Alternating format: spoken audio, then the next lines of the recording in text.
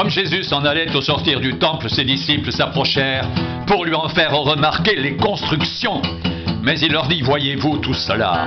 Je vous le dis en vérité, il ne restera pas ici, pierre sur pierre, qui ne soit renversé. Il s'assit sur la montagne des Oliviers. Et les disciples vinrent en particulier lui poser cette question. Dis-nous, quand cela arrivera-t-il? Et quel sera le signe de ton avènement et de la fin du monde? Jésus leur répondit, prenez garde que personne ne vous séduise, car plusieurs viendront sous mon nom, disant, c'est moi qui suis le Christ, et ils séduiront beaucoup de gens. Vous entendrez parler de guerre et de bruit de guerre.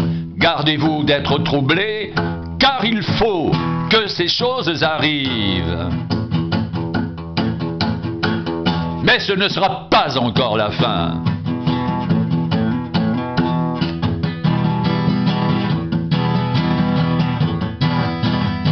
Une nation s'élèvera contre une nation et un royaume contre un royaume, et il y aura en divers lieux des famines et des tremblements de terre.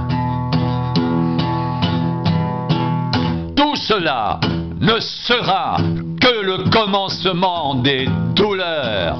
Alors, on vous livrera au tourment, et l'on vous fera mourir, et vous serez haïs de toutes les nations à cause de mon nom. Alors aussi, plusieurs succomberont, et ils se trahiront, se haïront les uns les autres.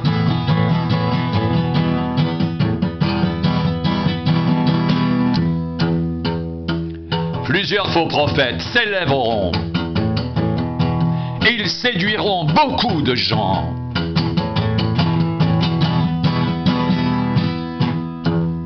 Et parce que l'iniquité se sera accrue, l'amour du plus grand nombre se refroidira.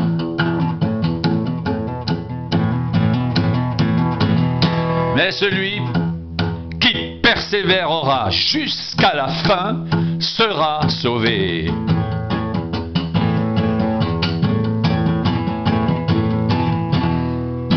Cette bonne nouvelle du royaume sera prêchée dans le monde entier pour servir de témoignage à toutes les nations.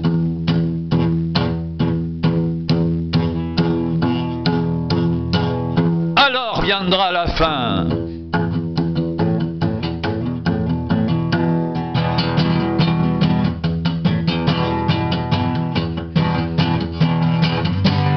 C'est pourquoi, lorsque vous verrez l'abomination de la désolation dont a parlé le prophète Daniel, établi en lieu saint, que celui qui lit fasse attention, alors que ceux qui seront en Judée fuient dans les montagnes, que celui qui sera sur le toit ne descende pas pour prendre ce qui est dans sa maison, et que celui qui sera dans les champs ne retourne pas en arrière pour prendre son manteau.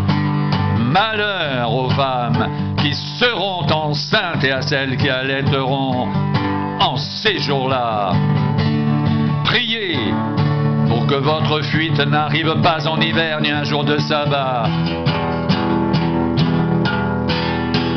Car alors la détresse sera si grande qu'il n'y en a point eu de pareil depuis le commencement du monde jusqu'à présent, et qu'il n'y en aura jamais. Et si ces jours n'étaient abrégés, personne ne serait sauvé. Mais à cause des élus, ces jours seront abrégés.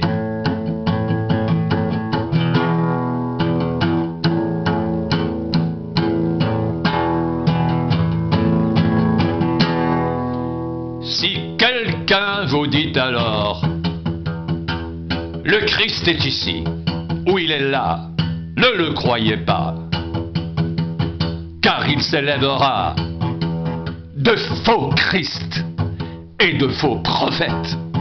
Ils feront de grands prodiges et des miracles, au point de séduire s'il était possible, même les élus.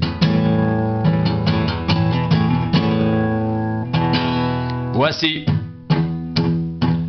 je vous l'ai dit d'avance.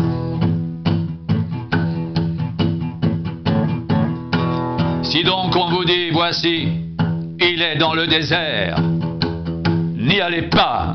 Voici, il est dans les chambres, ne le croyez pas. Car comme l'éclair part de l'Orient et se montre jusqu'en Occident, ainsi sera l'avènement du Fils de l'homme. En quelque lieu que soit le cadavre, là s'assembleront les vautours.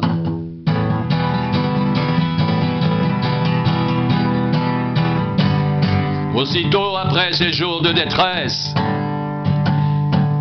le soleil s'obscurcira, la lune ne donnera plus sa lumière, les étoiles tomberont du ciel et les puissances des cieux seront ébranlées.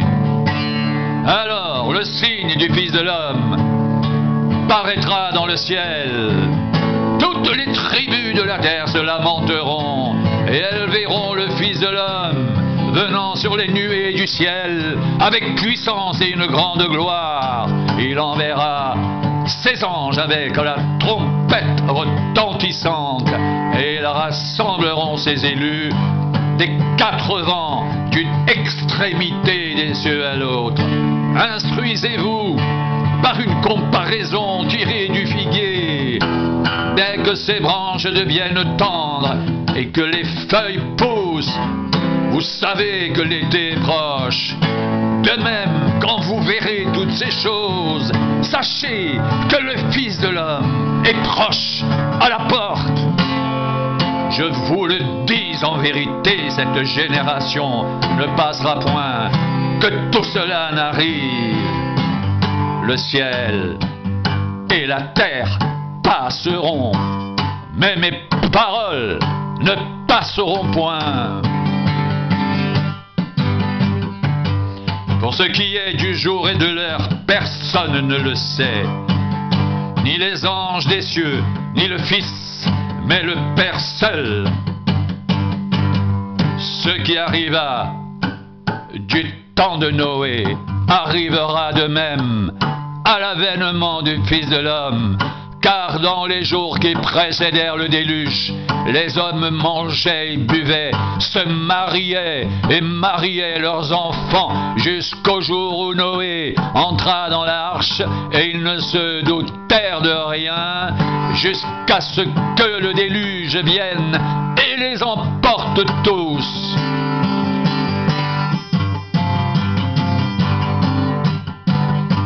Il en sera de même à l'avènement du Fils de l'homme.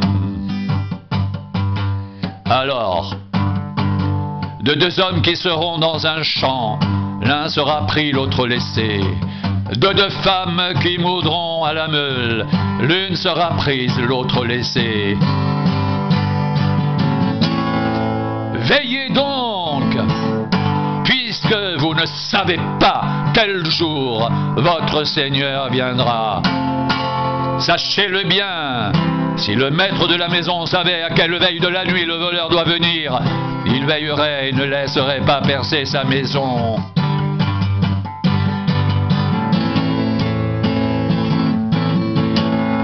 C'est pourquoi, vous aussi, tenez-vous prêts, car le Fils de l'homme viendra à l'heure où vous n'y penserez pas.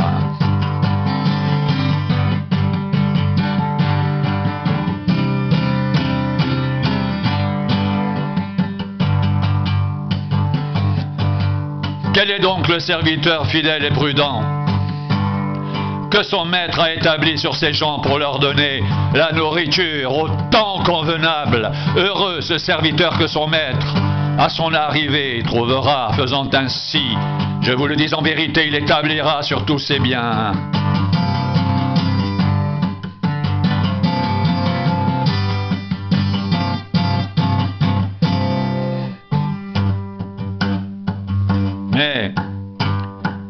c'est un méchant serviteur qui dit en lui-même, mon maître tarde à venir, s'il se met à battre ses compagnons, s'il mange et boit avec les ivrognes, le maître de ce serviteur viendra le jour où il ne s'y attend pas et à l'heure qu'il ne connaît pas, il le mettra en pièces et lui donnera sa part avec les hypocrites. C'est là qu'il y aura des pleurs et des grincements de dents.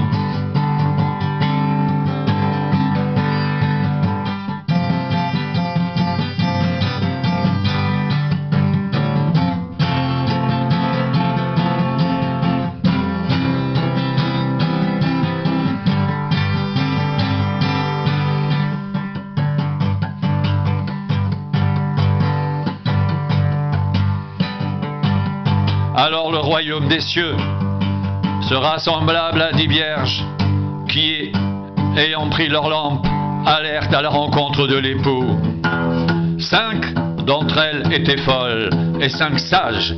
Les folles, en prenant leur lampe, ne prirent point d'huile avec elles, mais les sages prirent avec leur lampe de l'huile dans les vases. Comme l'époux tardait, toutes s'assoupirent et s'endormirent. Au milieu de la nuit, on cria « Voici l'époux, allez à sa rencontre !» Alors, toutes ces vierges se réveillèrent et préparèrent leurs lampes. Les folles dirent aux sages « Donnez-nous de votre huile, car nos lampes s'éteignent. » Les sages répondirent « Non, il n'y en aurait pas assez pour nous et pour vous. Allez plutôt chez ceux qui en vendent et achetez-en pour vous. » Pendant qu'elles allaient en acheter, l'époux arriva. Celles qui étaient prêtes entrèrent avec lui dans la salle des noces et la porte fut fermée. Plus tard, les autres vierges vinrent et dirent « Seigneur, Seigneur, ouvre-nous » Mais il répondit « Je vous le dis, en vérité, je ne vous connais pas. »